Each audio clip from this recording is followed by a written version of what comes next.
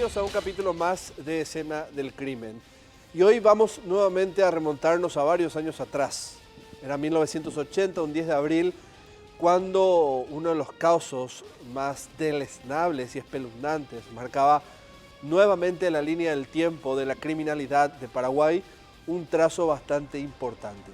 Un ciudadano argentino que hacía meses nada más que se había mudado al barrio Palma-Loma de Luque, asesinó a una mujer de tal forma, con tanta brutalidad, que dejó un sello característico y de ahí en más se lo conoció como el descuartizador de Palma-Loma Luque, algo que está en la memoria de los vecinos de la zona, de aquellos que inclusive transportaron esto como historia de terror a sus hijos durante las noches, para que logren dormir, para que tengan miedo.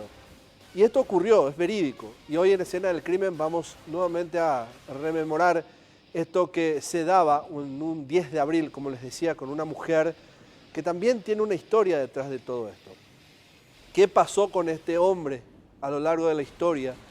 ¿Qué pasó con esa mujer? ¿Por qué había cometido el crimen? Son tantas preguntas que hoy vamos a tratar de responder en un capítulo más de Escena del Crimen. Vamos a conocer a la víctima y al victimario en Perfiles.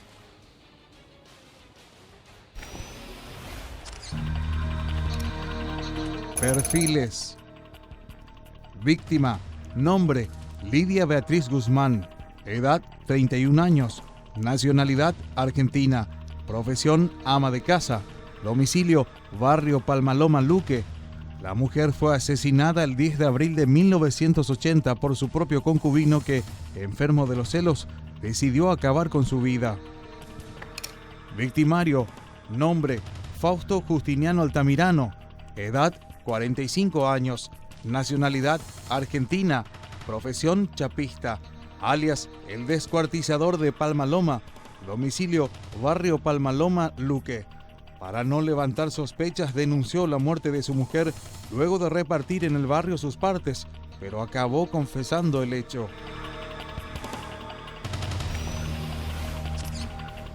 Vamos a hablar ahora de Altamirano. ¿Qué sabemos de él?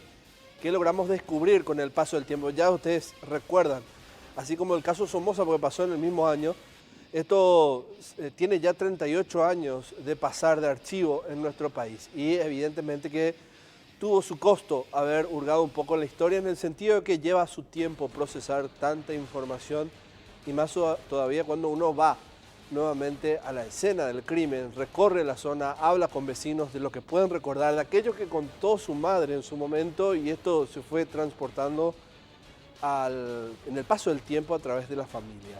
¿Quién era Altamirano? ¿Qué sabemos de él? ¿Qué conocía la policía? ¿Qué saben los vecinos de Palma-Loma de Luque? Esta es la historia de Altamirano.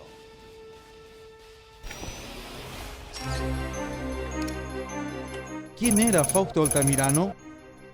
Fausto Justiniano Altamirano nació en la ciudad de Córdoba, Argentina. En enero de 1980 arribó a nuestro país en compañía de su pareja Lidia Beatriz Guzmán, una coqueta joven de 31 años, también de nacionalidad argentina, y una pequeña hija de apenas 6 meses de vida.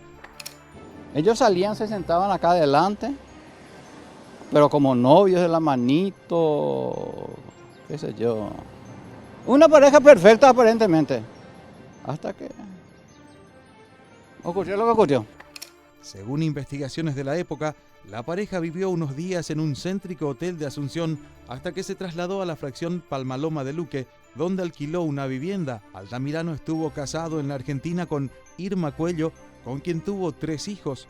Se desconocen las razones de la ruptura de ese matrimonio. De profesión herrero y chapista, tenía una camioneta con la cual hacía trabajos de taxi y carga, pero la actividad duró corto tiempo, pues sus celos enfermizos le dieron un cambio radical a su vida e inscribieron su nombre en una de las páginas más negras de la historia criminal de nuestro país. Enseguida nos dimos cuenta, pero nadie quiso denunciar, meterse, ¿no? Qué sé yo. Y él se fue, porque no, él vivió eso, como te dije, 2 meses. Y nunca hablamos, nunca.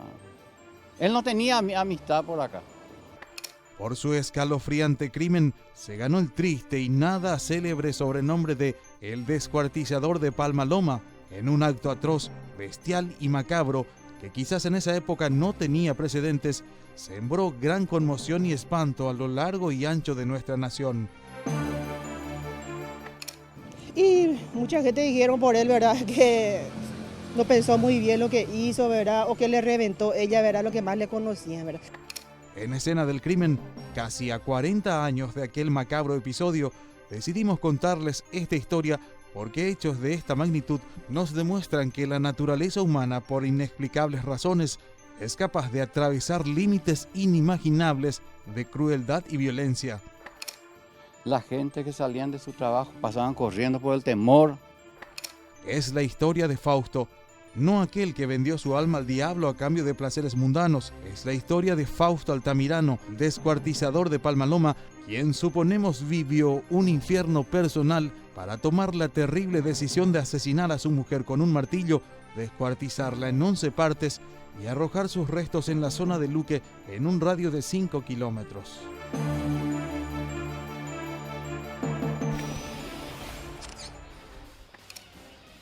Quizás haya sido uno de los casos de feminicidio, claro, así no caratulado en la época, hasta hace muy poco definido como crimen pasional para los forenses y los criminalistas, porque envuelve una situación de pasión, y no hablamos de amor, sino que hablamos de una pasión exacerbada, una ira disfrazada con pasión, podríamos decirlo así también. Y esto es lo que pasó con Altamirano y su pareja. Él comenzó a reclamarla en varias oportunidades, que ella haya tenido una vida fácil, en el sentido de que salía bastante, no generalmente le comunicaba qué hacía, y eso llevó a muchos reclamos que fueron subiendo de tono. Esto no justifica para nada lo que había ocurrido, pero fue la antesala de lo que posteriormente se transformó en una noche sangrienta, en una de las peores quizás en la propia historia, porque eso sí había retumbado en todos los recónditos de la República en aquel 1980, en una época, usted sabe, de todavía dictadura pujante. Para aquella época un crimen así tenía mucho fondo, mucho peso, porque usted sabe cómo se manejaba la policía de Stroessner, y usted sabe también lo que se rememoraba aquella época, el famoso las ventanas abiertas y dormir con tranquilidad. Y un crimen así sacudió bastante a toda la población, principalmente a la gente, a los pobladores de Palmaloma. Y la forma horrenda en que encontraron su cuerpo, en que pudieron dar la alerta, porque ella desapareció, y fue un perro el que arrastró una de las primeras extremidades. Él la mató con un martillo, la cercenó en 11 partes y comenzó a esparcir el cuerpo por casi toda la ciudad de Luque.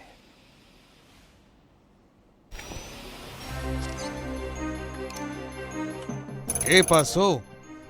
La fresca noche del viernes 11 de abril de 1980 iba acabando. Eran cerca de las 23 horas cuando una discusión se derivó en un horrendo episodio. La relación de Justiniano Altamirano y Lidia Beatriz Guzmán no pasaba por buen momento.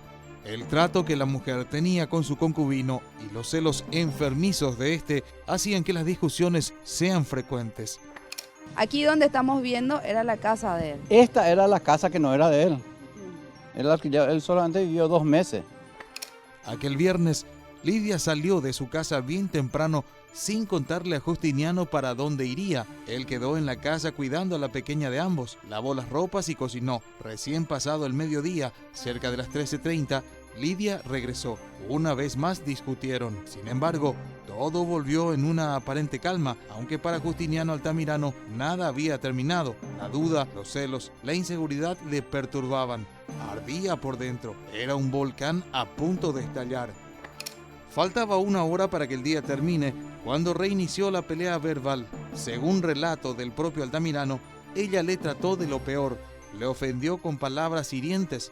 Pobre negro fue una de sus expresiones, y le puso al tanto que era el hombre más cornudo que existía. En ese momento, el argentino perdió toda noción de la realidad. Ellos se peleaban mucho. Se peleaban mucho, dice. Ella era muy violenta, ¿cierto? No, ella lo que tenía era que salía mucho, no le atendía a la beba. No le atendía a la beba, ella llevaba una vida de soltera y el pobre señor tenía que llevar a la beba a cuesta a trabajar en el Mercado 4 como taxicarga, ¿verdad? Y con el bebé. Y eso le molestaba a él. Y claro, por lo visto, claro, ¿a quién no le va a molestar? Le molestaba y toda la gente del Mercado 4, yo me acuerdo que en esa época ellos declararon también de que así era, eso era cierto. Y se ve que esa noche, según él declaró, ¿verdad?, de que él estaba reclamando y que ella le empezó ya otra vez a gritar. Que él lo único que quiso hacer es golpearle un poco, pero que le dio por la cabeza. Pero que había sido, según los médicos después, ¿verdad?, de que ella no murió, se cayó inconsciente y él con el susto Empezó a le descuartizar. llevó en el baño y le descuartizó. Se apoderó de él una rabia criminal incontenible. Buscó un martillo, la herramienta que mejor manejaba, volvió a la habitación y atacó a su mujer. Le asestó un violento martillazo en la frente. Lidia cayó desvanecida, semimuerta, según el propio Altamirano. En esa época acá era muy silencioso. Se escuchaba a las 11 de la noche, caía una pestaña y hacía un ruido infernal. Ahora es un desastre acá esta zona. Y se escuchó perfectamente. Los gritos, auxilio. Y después le dio el mazazo final y hay un silencio total. Posteriormente, en medio de la desesperación, la arrastró hasta el baño. Luego se trasladó hasta la cocina, tomó un cuchillo de carnicería y comenzó a descuartizarla poco a poco. Le cortó en 11 partes. Durante el interrogatorio en dependencias de la policía, le preguntaron si era carnicero. Él respondió que no, pero que en Córdoba estaba acostumbrado a faenar animales. Sin embargo, según sus vecinos, también trabajó como carnicero en nuestro país.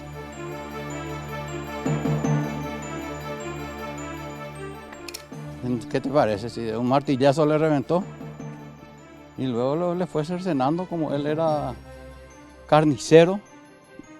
Ella era una persona muy grande y de una u otra forma optó por ese sistema para desligarse. Ahora, ¿cómo encontraron el cuerpo de esta mujer? Porque él había establecido una coartada. Desapareció ella de todo el barrio, no se sabía, y él tenía que dar alguna excusa con respecto a la desaparición de su pareja.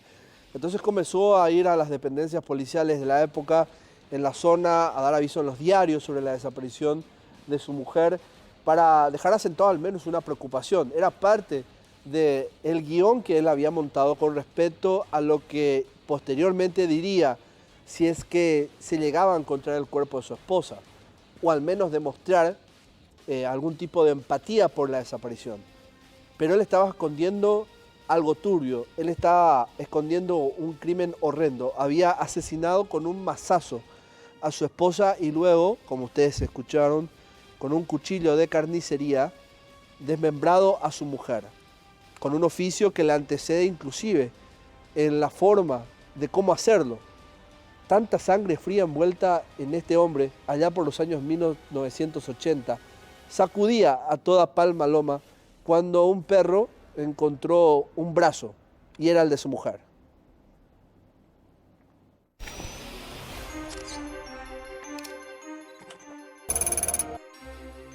Fueron 2 horas más o menos el tiempo que le llevó descuartizar a su mujer.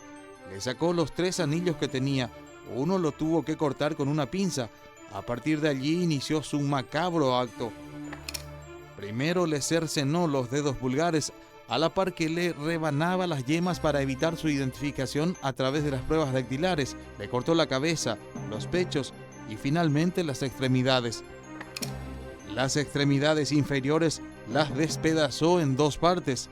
Terminado el desmembramiento, guardó las partes en bolsas de basura. Luego limpió toda la sangre. Por una inexplicable razón, metió la cabeza de su mujer en la heladera, envuelta también en una bolsa de polietileno, al lado del biberón de su hija. Posteriormente, según relato del mismo asesino, fue hasta la habitación de su nena, se acostó junto a su cuna y se puso a llorar.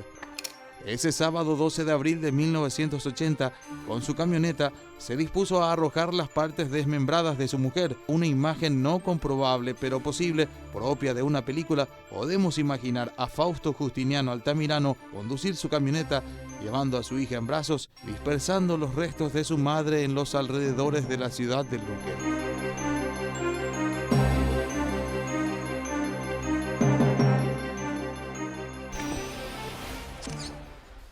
Hablemos ahora de las armas que se utilizaron en este crimen. Vamos a ver, de acuerdo a los archivos que se tiene de la época, el tipo de armas que utilizó Altamirano para asesinar y desmembrar a su pareja. Por un lado se habla de un mazo de una proporción importante, ¿verdad? Un mazo que era para de un golpe generar la muerte. Ahí están viendo ustedes.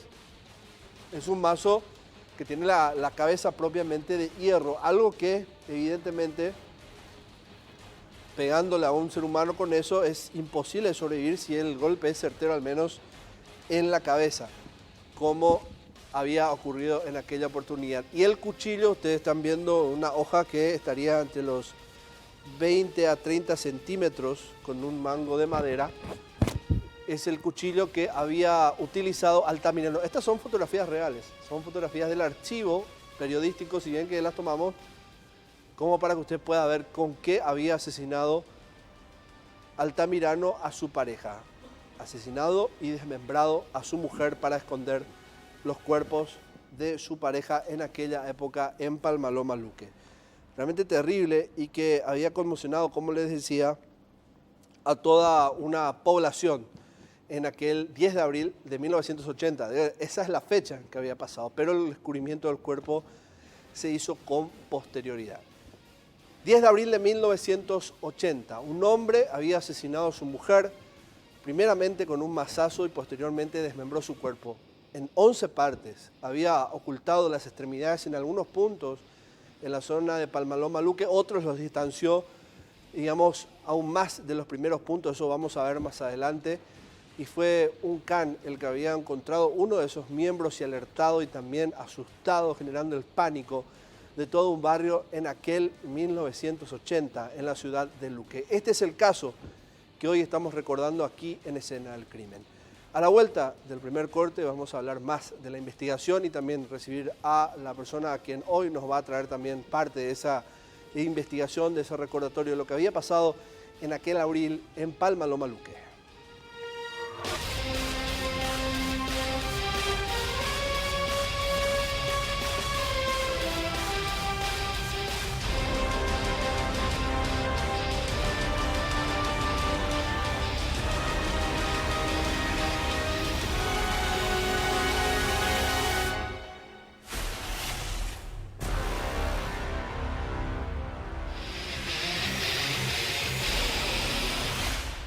El 10 de abril de 1980, este hombre conocido como el descuartizador de Palmaloma, Luque, había asesinado a su pareja con un mazo primeramente y luego descuartizado con un cuchillo de carnicería. Todo esto había ocurrido en su vivienda. Ellos eran pareja, de hecho tenían un hijo, y al parecer los celos o el que ella salga frecuentemente de la casa sin dar muchas explicaciones llevó a su ira exacerbada, que termina finalmente de la peor forma. Un crimen que sacudió bastante a ese barrio en Luque y que hasta hoy día es recordado por muchos vecinos. Ustedes veían en el bloque anterior cómo hay vecinos, inclusive de este hombre que vivían pegado a la casa, que aún recuerdan este hecho como si fuera ayer. Y personas que eran hijos de aquellos vecinos de la época que todavía recuerdan con muy buen detalle por las historias que se fueron contando de qué es lo que había pasado. El descuartizador de Palmaloma. ¿Cómo mató a esa mujer? ¿Cuáles son los detalles técnicos en Heridas que Hablan?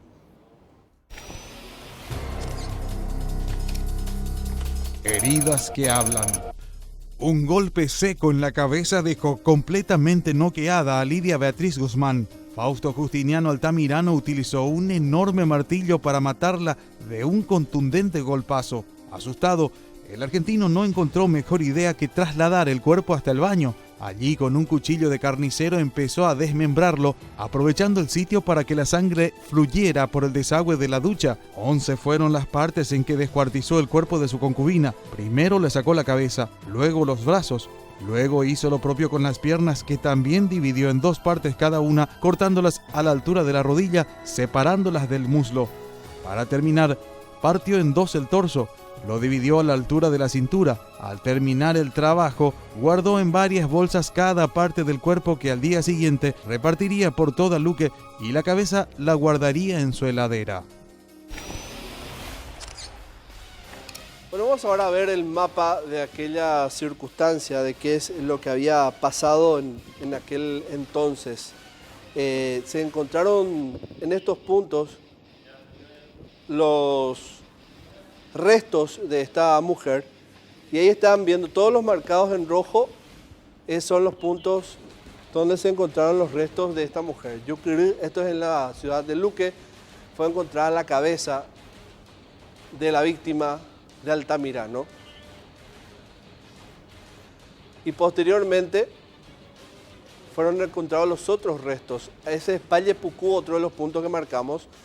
También en Luque, donde fueron encontrados el torso y la caja torácica. Ruta Areguá fueron encontrados los muslos y senos de la mujer. Y en la frontera Luque con San Lorenzo fue encontrado el brazo. Otro punto, es lo primero que se encontró, por cierto, se encontró el perro, ustedes habían escuchado la historia.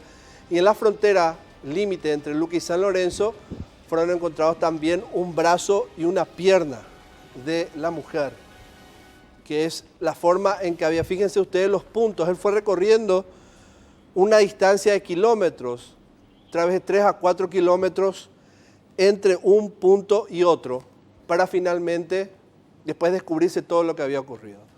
Y vamos detalle por detalle justamente de cómo se había encontrado todo esto.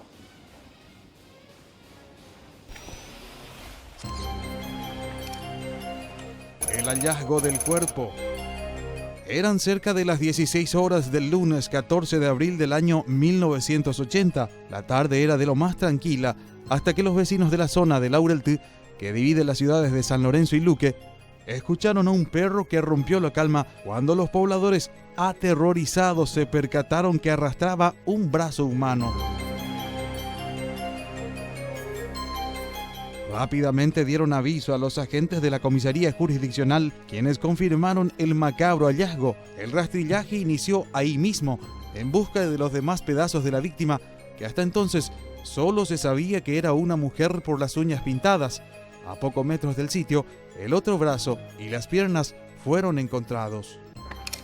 Para entonces, Fausto intentaba realizar anuncios en los periódicos, un anuncio sobre la desaparición de su concubina, y no dejaba de asistir a la comisaría en busca de alguna actualización sobre la desaparición.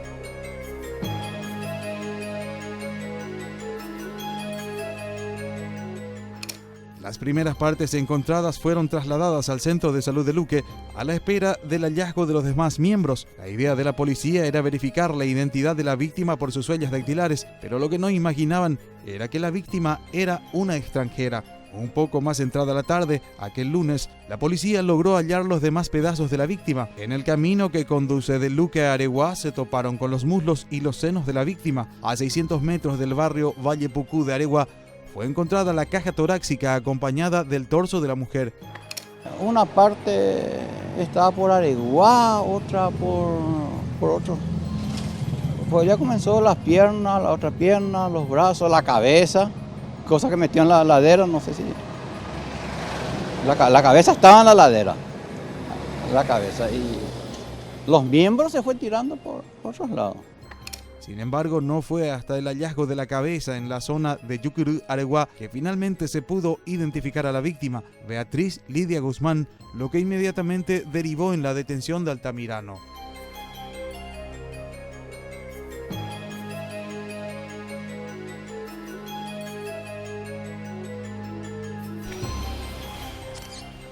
Y al principio fue todo muy confuso para la policía de la época porque el que el perro había encontrado, una de las extremidades de esta mujer, solo decía que identificaba el cuerpo como de una fémina por el color de las uñas y nada más que eso. Y tenían que ir luego buscando de a poco hasta dar finalmente con todos los restos. Se pensó en algún momento como primera hipótesis que esto podría haber sido provocado por profanadores de tumbas que habían en un acto, si se quiere, hasta, ¿por qué no?, satánico, esparcir los cuerpos en la zona, los cuerpos de esta mujer. Pero la otra hipótesis sí hablaba de una cuestión pasional en su momento. Entonces, ambas hipótesis, como siempre, se sostenían con algún tipo de criterio. Lo llamativo de todo, y decía, era la forma en que reaccionaba Altamirano, porque él intentaba meter una coartada para mostrarse como un marido preocupado con sus publicaciones en los diarios, con las denuncias en la comisaría, con esos recorridos que hacía, para intentar dejar entrever que él no había hecho nada. Pero con el tiempo eso se fue desvaneciendo y la policía encontró el hilo conductor hacia el responsable de este crimen.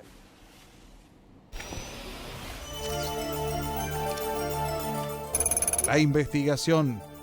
Tras el hallazgo del cuerpo de una mujer y ante la falta de identificación de la misma, la aparición pasó a ser todo un misterio. Incluso, la policía empezó a manejar algunas hipótesis en torno al caso. 1. Los restos podrían haber sido arrastrados hasta allí por profanadores de tumbas de algún cementerio, o bien se trataba de un crimen. Acá el barrio, acá ya se daba cuenta de lo que ocurrió, ya estaban pillando. Y la policía venía acá a mi casa, le preguntaba a mi señora, esto, sabe, bla, bla. Y mi señora con mucha elegancia le decía que ella no quería comprometerse. Ante esta segunda posibilidad, el panorama no era muy claro hasta saber la identidad de la víctima y no tardaron en pensar que podría estar ligado a otro hecho registrado solo días antes, cuando se halló el cuerpo putrefacto de una mujer en un charco de agua en el Asunción Golf Club. La cortada de Altamirano. Después de haber completado su macabro acto, Fausto Justiniano Altamirano preparó su coartada. Tras intentar publicar en los periódicos la noticia de la desaparición de su mujer, recurrió a la sección de documentos y delitos, donde asistía diariamente en busca de alguna actualización sobre el avance de las investigaciones sobre la desaparición de su mujer.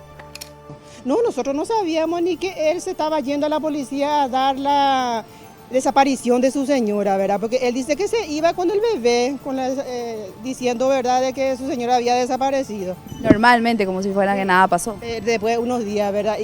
Pero después, creo que a la segunda o la tercera vez ya, que la policía salió a revisar la camioneta, ¿verdad? Y encontró el anillo y con el pedazo del dedo de ella por la guantera, ¿verdad? Y que él temblaba mucho con la beba, ¿verdad? Tardó, qué sé yo, 4 días en ser descubierto el tema. Y prácticamente él fue pillado porque él no salía de la comisaría pidiendo algo, alguna noticia. A los representantes del orden no les convenció su relato.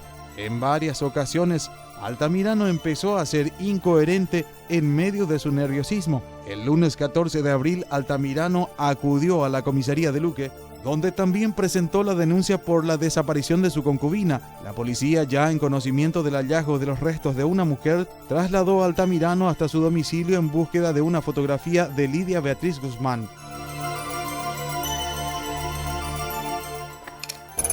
La Cenicienta muerta. Tras la denuncia de Altamirano, los investigadores se trasladaron con él hasta la morgue.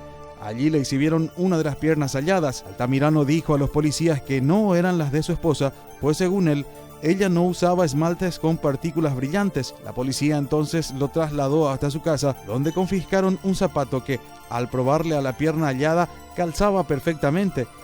Cuando eso es lo que me di cuenta también de que era real, de que yo le vi con ese sueco. Al pasar por el frente de la casa de ella estaba ahí enfrente y cerca de mí caminó, ¿verdad? Tenía un chorcito, coquetísima ella era. Tenía un chorcito blanco y el sueco ese, ¿verdad? Cuando yo vi que le probó por el pie que era, le probaba por el pie si era realmente que la policía le pidió, ¿verdad? Enseguida le coincidió. Entonces yo ahí me di cuenta que sí, era el sueco de ella, porque yo le vi con ese. Cuando encontraron la pierna, la policía le pidió a él un calzado de ella. O sea, primero le mostraron la pierna, esta no es. Y le pidió un calzado. Llegó el calzado y exacto le entraba en el pie. Y ahí comenzaba, como te vuelvo a repetir, por algo de policía. De la casa se levantaron varios frascos de pinturas y tras llegar a la peluquería donde estuvo Lidia poco antes de su muerte, confirmó la manicurista que le había hecho las manos con el color de pintaúñas que tenía la mano encontrada. Las manchas delatoras. Mientras todo esto ocurría, un oficial de policía de Luque llegó hasta la camioneta de Altamirano, visualizó rastros de sangre en la tapa de la guantera, informó a sus superiores y tras un análisis exhaustivo, los policías encontraron envuelto en un papel 3 anillos, uno cortado. Fausto Justiniano Altamirano fue conducido hasta la comisaría de Luque, donde le informaron que estaba detenido por el crimen de su mujer, Lidia Beatriz Guzmán. Tras un corto interrogatorio, confesó el crimen.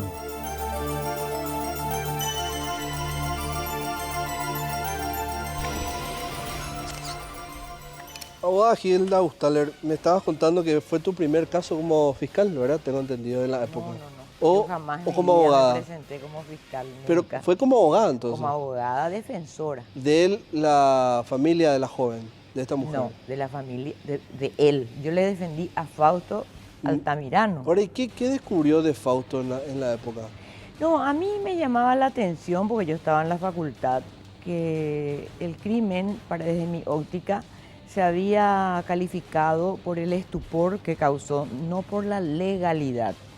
Yo me jugué por la legalidad, porque el código anterior decía claramente de que si la confesión era la única prueba, no podía ser dividida en contra del procesado. La confesión de él hizo que se descubriera el cuerpo, porque hizo la Corte una crítica muy grande a los investigadores porque no hubo anatomía patológica. El hecho punible realizado o crimen se fue confesado por Altamirano, pero él dijo, yo le di un martillazo y luego cercené. Para nuestro código vigente en la época, eso no es un hecho punible con brutal ferocidad. ¿Por qué? Porque lo que se hace con un cadáver ya no era ningún tipo de delito para nuestro código. No está penado. No, o sea, no es como hoy en día se dice alevosía o saña. Tampoco. Y tampoco. Como agravante se le agrega. No. Te voy a decir una cosa. La alevosía y el ensañamiento, la persona tiene que estar viva. Es, por ejemplo, el no tener ningún motivo para matar. Es, por ejemplo, la enfermera que carga veneno en pequeñas dosis para que el enfermo vaya muriendo de a poco. Es decir, el que goza haciendo sufrir a una persona para luego morir. Esa no fue la situación de Altamirano. ¿Cuál fue su situación? O sea, La situación de Altamirano fue celo. Fue celo y yo demostré con doctrinas y jurisprudencias que por más que es cierto, no puede ser utilizada en el derecho penal.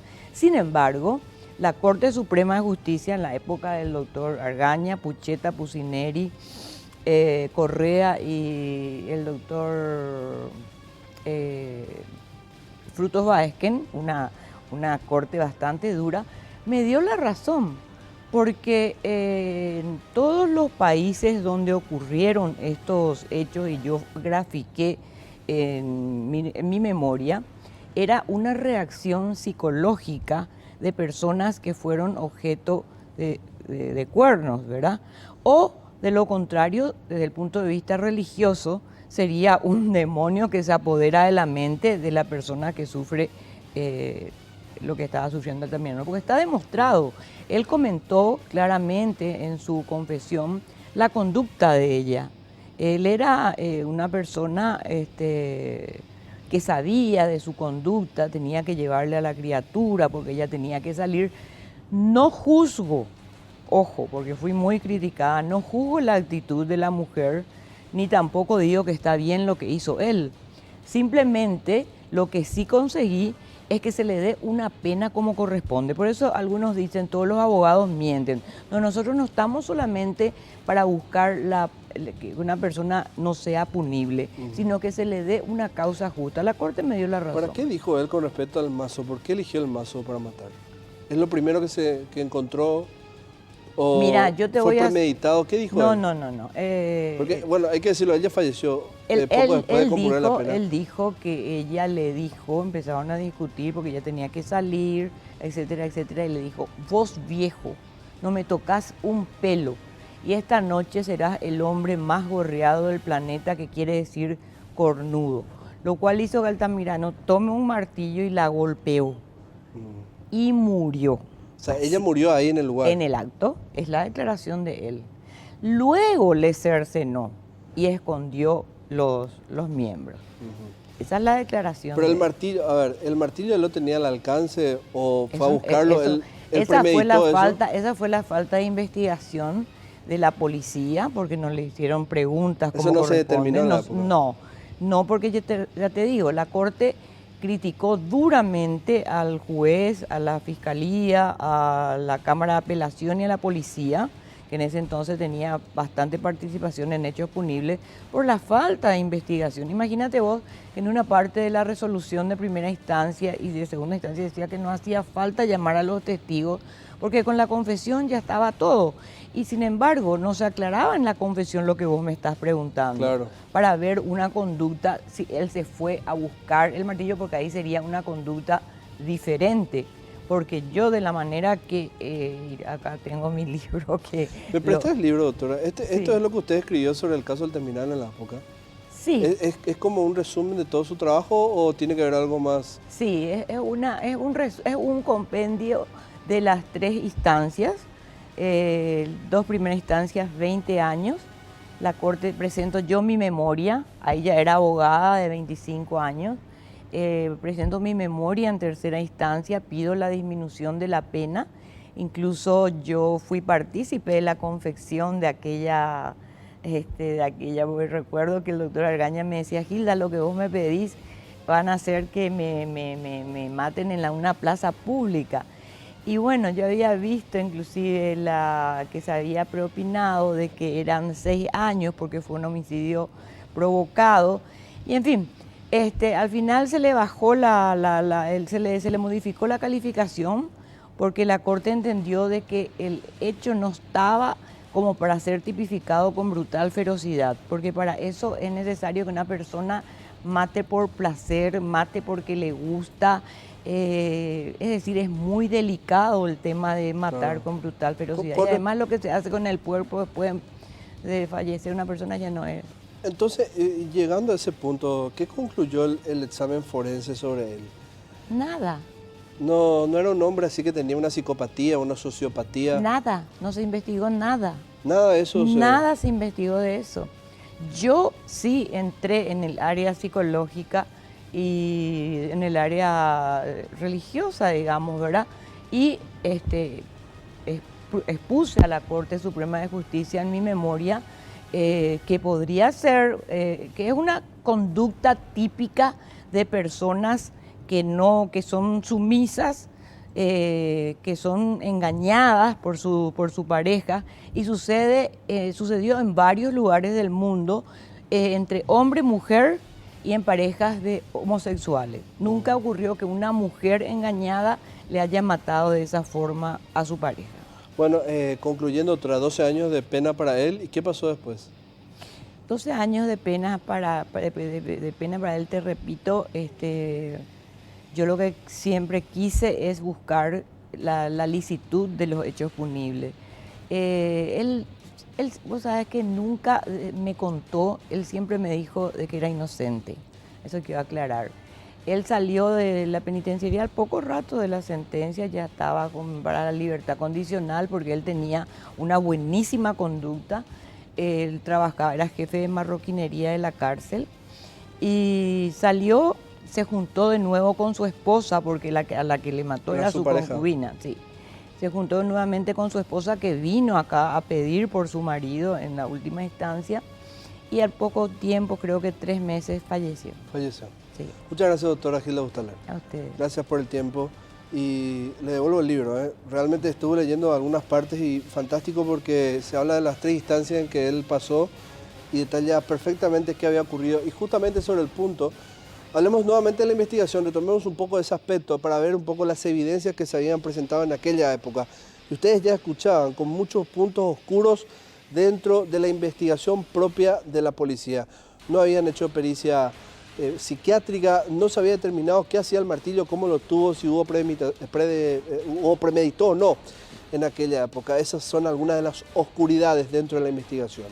Estas son las evidencias.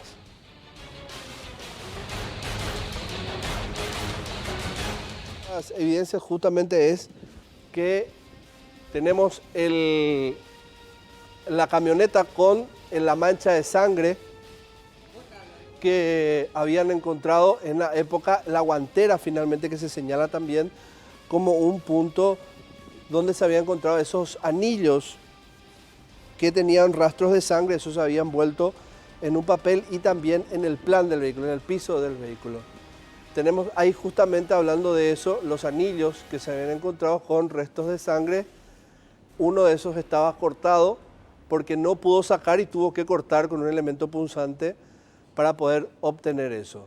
Luego vemos otra de las evidencias que tenemos ahí encerradas en círculo y luego las armas blancas, ya sea el mazo como también el cuchillo. Esta es la lona que había utilizado para esconder algunos de los restos de su pareja.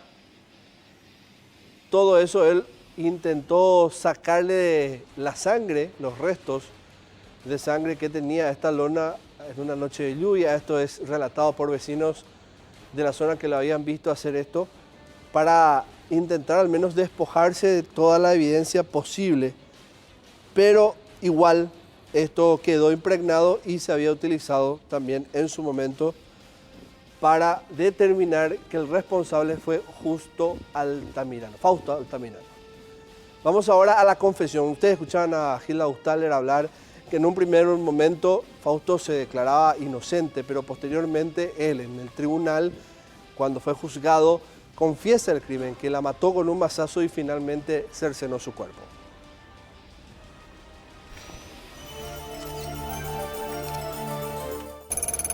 La confesión. En la fría medianoche del martes 15 de abril de 1980, en la comisaría de Luque se realizó una inusual reunión de prensa. En la oportunidad, Fausto Justiniano Altamirano, con visibles muestras de abatimiento, contestó las preguntas de los periodistas. ¿Se da usted cuenta de la magnitud y gravedad de su crimen? Sí, pero en el momento que cometí el crimen no sé qué se apoderó de mí. No recuerdo cuántos golpes le di en la cabeza con el martillo.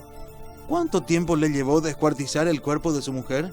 No puedo precisar, pero habrán sido 2 o 3 horas. Pero una vez terminado fui a llorar cerca de la cuna de mi hija. ¿Es usted carnicero? No, pero en la localidad donde vivía en Córdoba muchas veces faenaba animales. ¿Cómo andaban ustedes? Bueno, ella tenía un comportamiento que no me gustaba. ¿Cómo comenzó el caso? El viernes ella salió temprano y regresó cerca de las 13:30. Yo me quedé con mi hija, lavé la ropa y cociné. A su regreso tuvimos una violenta discusión, pero se volvió a calmar. ¿Y qué pasó esa noche? Volvimos a discutir. Esta vez ella me trató de lo peor, y no quiero repetir las palabras porque me da vergüenza. Y allí fue que como consecuencia de esa ofensa denigrante, tomé un martillo y le pegué violentamente en la cabeza. Ella cayó en el dormitorio semimuerta. Tomé un cuchillo y empecé la tarea de descuartizarla. ¿Por qué descuartizó el cuerpo? Para poder deshacerme más fácilmente del cuerpo, porque no era conveniente cargar con un bulto voluminoso que podía hacer desconfiar a los vecinos. ¿Por qué intentó publicar un anuncio en los diarios sobre la desaparición de su mujer? Y bueno, eso es para despistar. ¿Tiene antecedentes por crimen en Argentina? No, mi prontuario está limpio. Es la primera vez que mato. Todo esto es extraído de aquellos documentos judiciales de la época y que nos permiten recrear de alguna forma la confesión que había dado Fausto Altamirano ante un tribunal y también ante, en este caso, un colega de la época que había hecho esta entrevista determinante también para la investigación. Un corte más y volvemos con la conclusión del caso El Descuartizador de Palma-Loma Luque.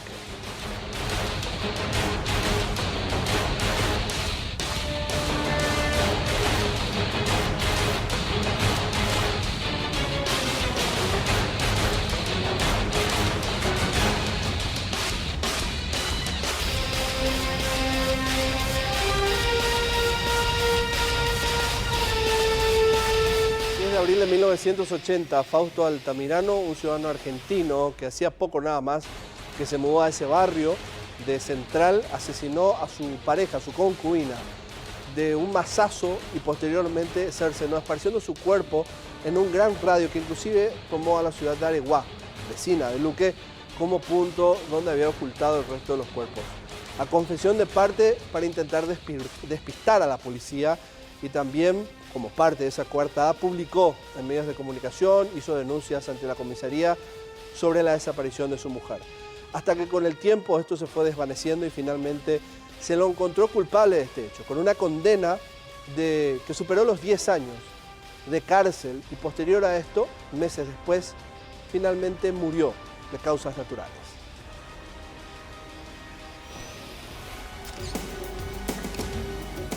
Condena y muerte. El descuartizador de Palma Loma, Fausto Altamirano, llegó a juicio en diciembre de 1982. Ante el juez de crimen de Capital, el detenido negó categóricamente la autoría porque su abogado defensor Julio Regis Cabrera pretendió invalidar su confesión anterior ante los investigadores y la prensa, asegurando que lo había hecho tras ser víctima de violencia física por parte de los investigadores. El juzgado no hizo al lugar y el 31 de ese mes fue condenado a 20 años de prisión con la carátula de homicidio agravado. En el año 1986, Altamirano recibió la propuesta de la recién recibida abogada Hilda Bustaller de llevar su defensa. Ella planteó el cambio de la calificación a homicidio simple. El 7 de julio de aquel año, la Corte Suprema de Justicia, presidida por Luis María Argaña e integrada por los magistrados Justo Pucheta, José Alberto Correa, Francisco Pusineri Odone y Alexis Frutos Baesquen, resolvieron dar lugar al planteamiento de la abogada de la defensora, otorgando al condenado 12 años de prisión, reduciéndole así la pena de 8 años. El 15 de abril de 1992, finalmente salió de la cárcel. A mediados de los años 90, falleció.